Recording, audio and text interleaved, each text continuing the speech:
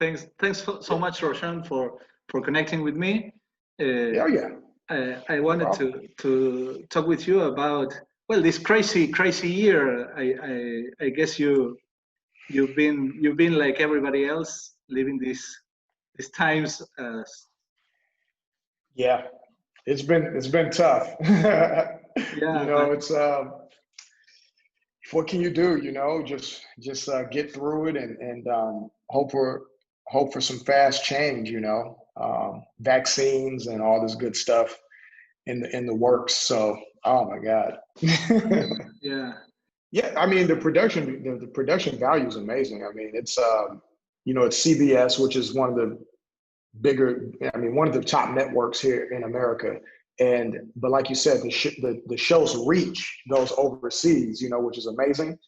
So I mean just each episode, you know, the production value is so great. It's almost like filming a movie like every week. You know, it's that much money being put into the production, and a bunch of great people. Obviously, it's filmed in New York City, which isn't cheap, you know. So, Yeah. And it definitely shows. You know, it definitely shows. And this year, what were the biggest challenges for the production part of your show? How do you adapt in order to be ready for a launch of the next season in November?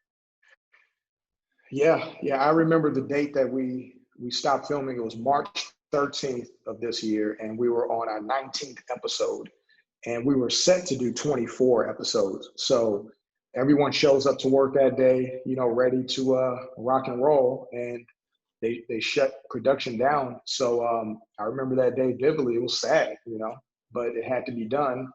And you know, since then it's been a long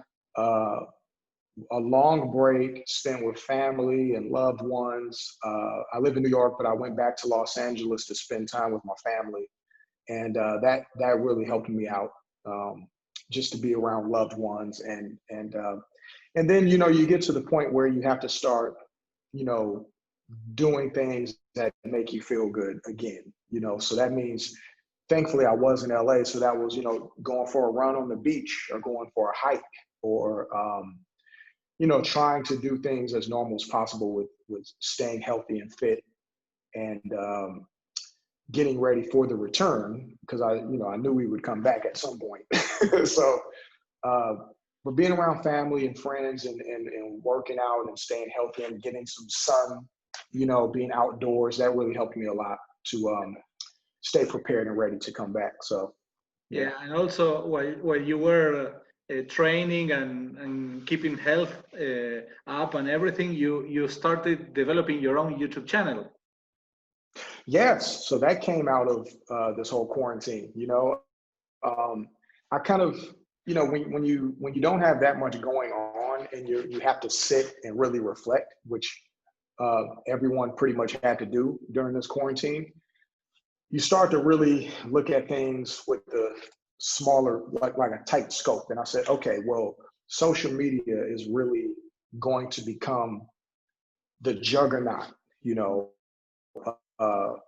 Hollywood has always been Hollywood. Film and television has always been there. It won't go away. But, you know, social media is really becoming this tidal wave. And if you don't, you know, surf that wave and at least become a part of that wave, then, you know, it's going to crash over you, man. And social media is that new tidal wave. So, yeah, developed a YouTube channel and been working on that. That's been great, you know. So now I'm a content creator. Yeah. It's funny to say because I'm such an old school actor, you know, it's like content creator, no. But, you know, that's just the name of the game now, you know. So you can find me on YouTube and TikTok. Okay. Also, I think that what's important is that in these times, it's easier for a content creator to adapt to social distancing. How do you do social distancing in a show like FBI with hundreds and hundreds of extras, with big scenes and all of that in New York? Yeah. Yeah, it's so the Screen Actors Guild and the Directors Guild and Producers Guild, really worked together during this quarantine to come up with a protocol, and I think they did a great job. So in particular, you know, the set of FBI, there, as far as the extras or the background artists, it's the same 25 people, as opposed to last year, it would rotate whoever was available, I'm assuming, every episode. So it would be just different faces. So this year it's the same faces. Then also on set, you know, it's not only social distancing, but if you're not on camera or supposed to be directly on set, then you have to be away from the set. And as an actor, once you film your scene, you go directly back to, you know, your room or wherever in social distance that way, as opposed to last season where we can kind of hang out. You know, if you're not filming, you can hang out outside the sound stage, eat some food at craft service, or kind of like, you know, hang around with the other actors and things, but that's not the case this year. So it's very different on set. You know, it's like, if you're not working, then find something else to do And away from other people. How do you adapt as an actor in the process? Because I think that the whole vibe and energy of being on set, probably, even though you're not in this particular scene, you can kind of feed off the energy of the rest of the players for when you are up. But now, if you're in and out, how do you adapt to that process? Yeah. So that's been a challenging.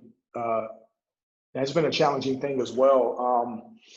You know, you really, for instance, I kind of, if I can rehearse, you know, with another actor 10 feet away before it's time to shoot my scene, I can, if they're available.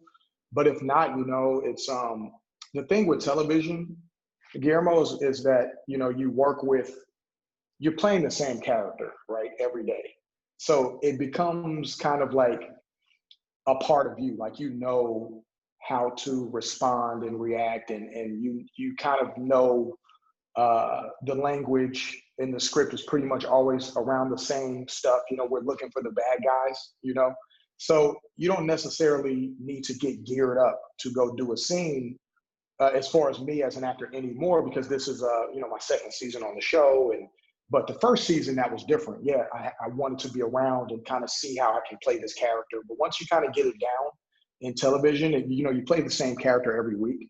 So it becomes like second nature. So at this point, you know, when it's time for me to go do a scene, then I switch it on, you know. Okay, and you're also doing a short and also a film. You're with a lot of projects right now. Yes. How do you manage to go from one to the other and to adapt the different production schedules, the different production needs, the social distancing everywhere, the scheduling? I mean, yes, it's probably crazy this year. It's been very crazy. I would say this, you know, everyone had to learn time management, you know, during this process. You know, it's, once you take on more projects and you have to kind of, you know, compartmentalize different projects. Like you said, I'm working on a short film that I'm writing and that I'm getting prepared to shoot, hopefully spring 2021. I'm also writing a feature film, which is more of a long-term passion project, because feature films take a while. But, you know, it's about time management, like when to set time apart for the different projects. And if you look at it that way, you know, you can actually get a whole lot done if you just kind of like, they call it time boxing. You know, you spend, you know, an hour or two on one project, you have to put it away, you move on to the next project for whatever time frame you have set, you have to put it away and you move on. So throughout one day, I can actually get all of my creative endeavors worked on and still have time to go to the gym or go to my boxing, you know, classes and things like that. It just takes discipline with time management, but it can be done. Okay, and the boxing part is mostly to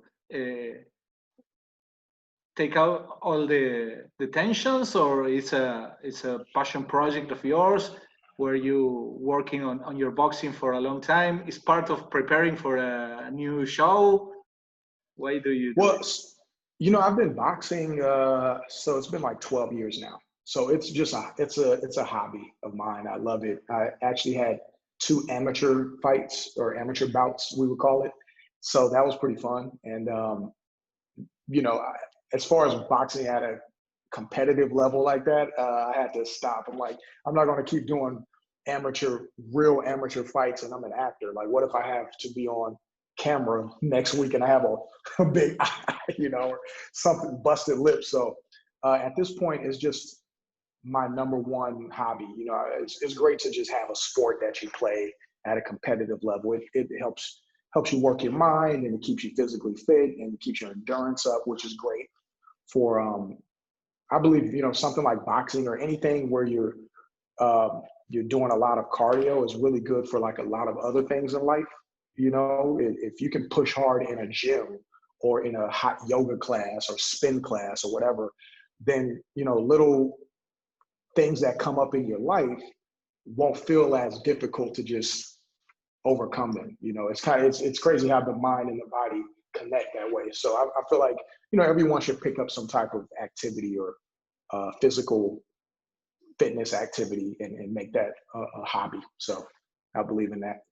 Sounds great. Also, Michael B. Jordan is preparing to do the feature for Creed 3 with him as a director. So maybe just throwing it out there that you are an actor and you know how to box. Wouldn't be anything wrong about that, right? That would be amazing. And I actually know Michael B. Jordan, so that wouldn't be if I got the opportunity, it would be fun, to be able to work with him. That's my buddy. So that'd be great. He's doing amazing work. So yeah. He's shout out to Michael B. Jordan. Yeah, shout out to him. Also, if you were if I was the casting genie, right? No, I cannot grant big wishes, but only casting wishes. What would you wish for?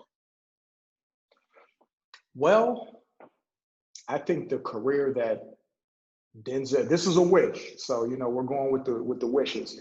But the career that Denzel Washington has had, with the types of roles he's able to play, even at his age,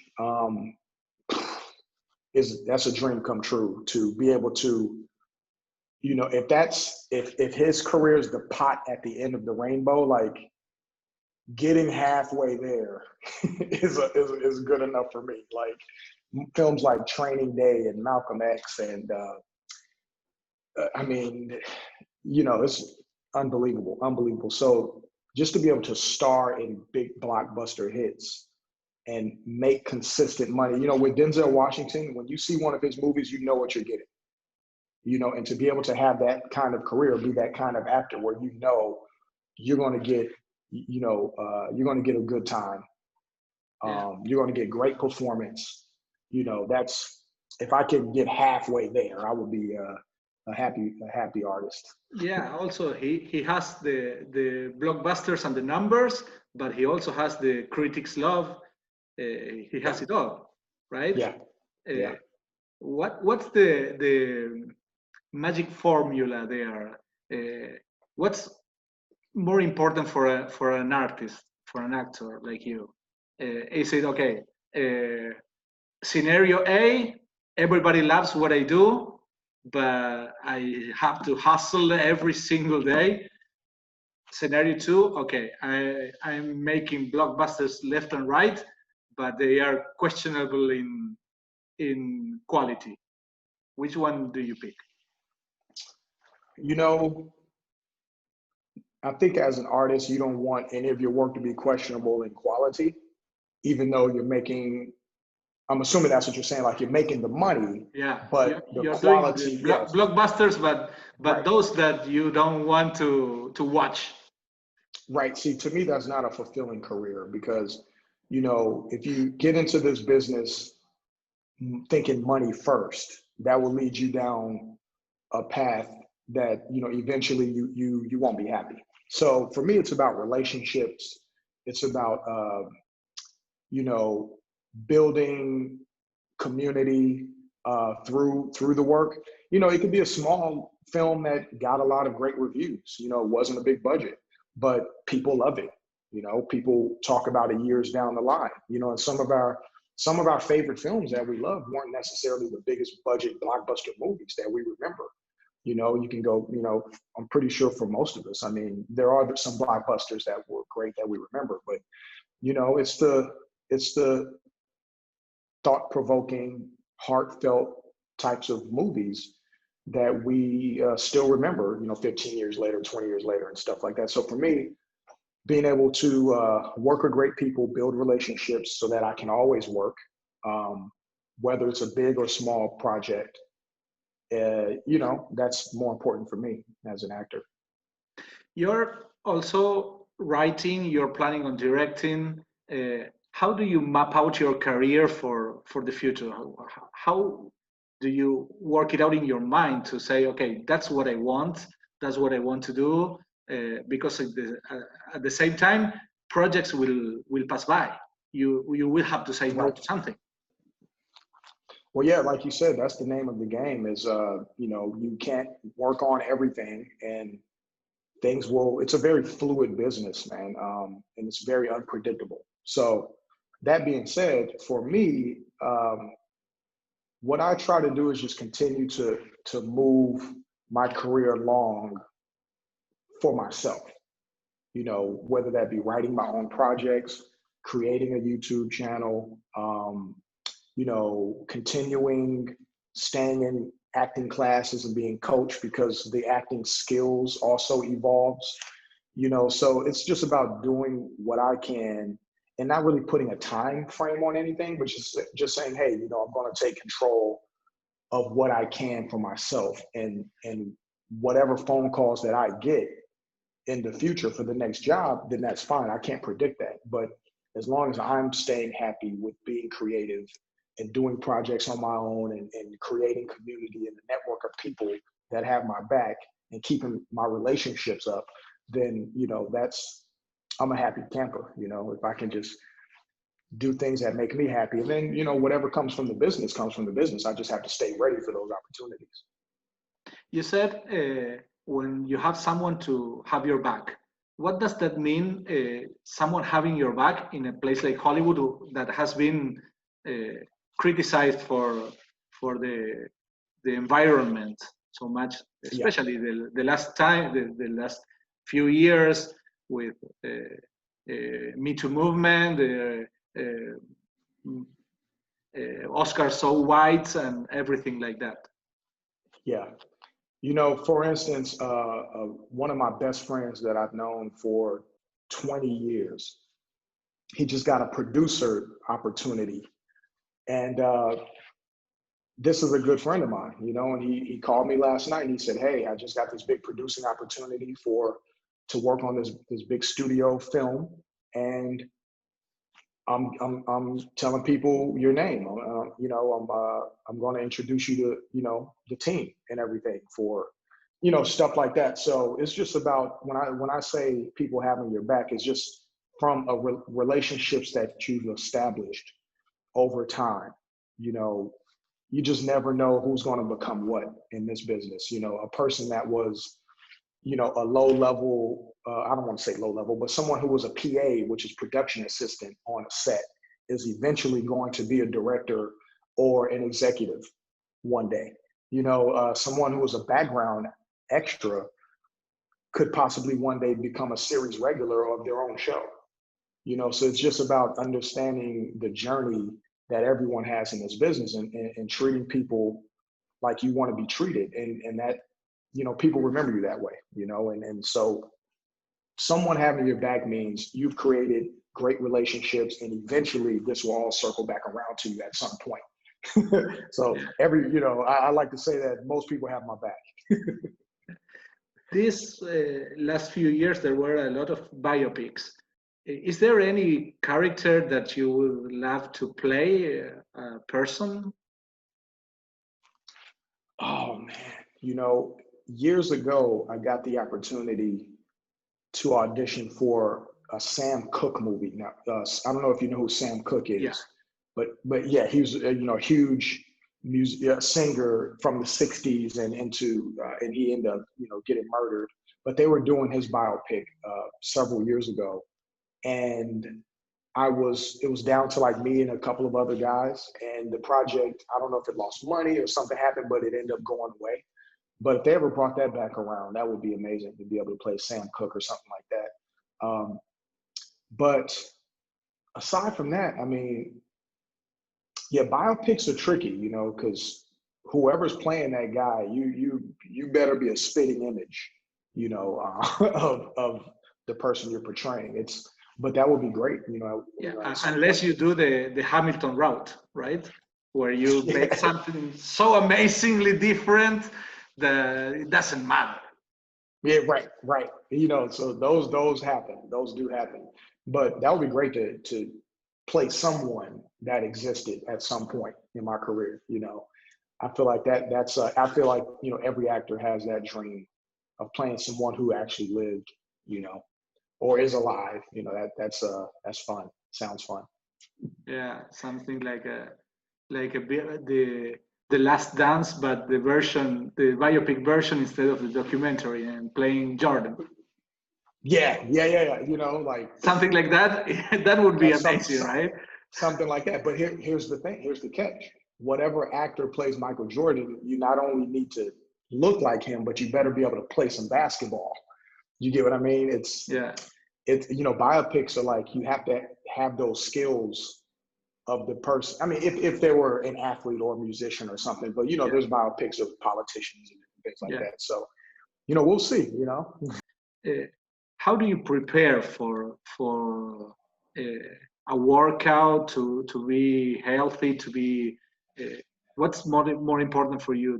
The food that you eat, it's a combination, how do you work that out? Yeah, well, I think that being healthy, whether you're a man or a woman, encompasses, you know, a lot.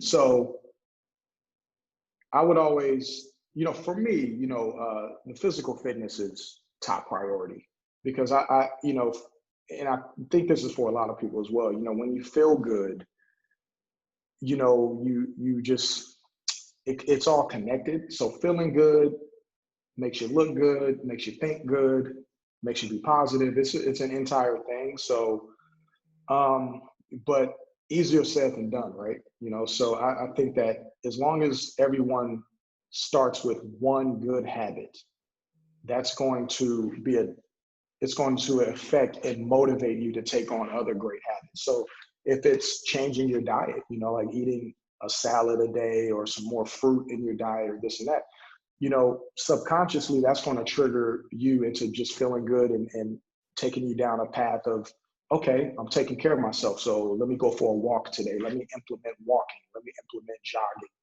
You know, bike riding. Like, you know, now that I'm eating good, I want to do physical activities. Oh, now that I'm doing physical activities, let me take on a book that I heard about that I never got the chance to read because I was so impatient. You know, so now I'm reading and working on my mind, you know, and it's like the step-by-step process. And eventually you have a healthy lifestyle altogether.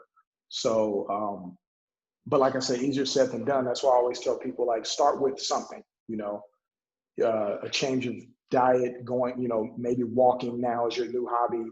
And that one decision is going to trigger everything else into becoming, you know, a healthier person. So, it's an exciting journey to go down, you know, to take on things that are going to make you a better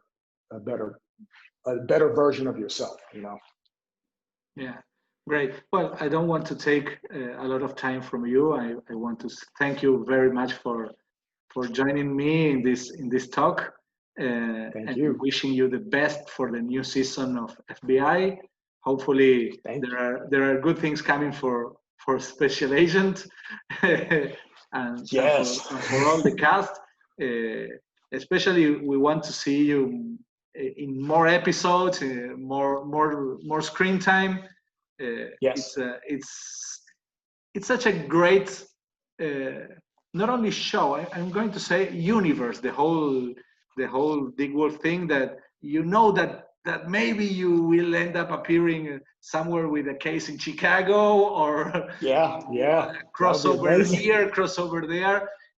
Right. And it's been Right. consistent for how many years, the whole universe. Forever. I mean, it's such a blessing to be able to work on a show that is from the same creator that my mom would watch Law and Order when I was a kid. You know what I mean? And now I'm a part of that universe as an adult. So it's definitely great. And I'm taking in this opportunity and learning so much. And what the future holds is what the future holds. But I'm definitely enjoying the moment. Okay. Sounds good. Sounds awesome. Thank you again. Thank you. Thanks. Thank you, Guillermo. Appreciate your time, man. You too. Thank you. Okay, bye-bye.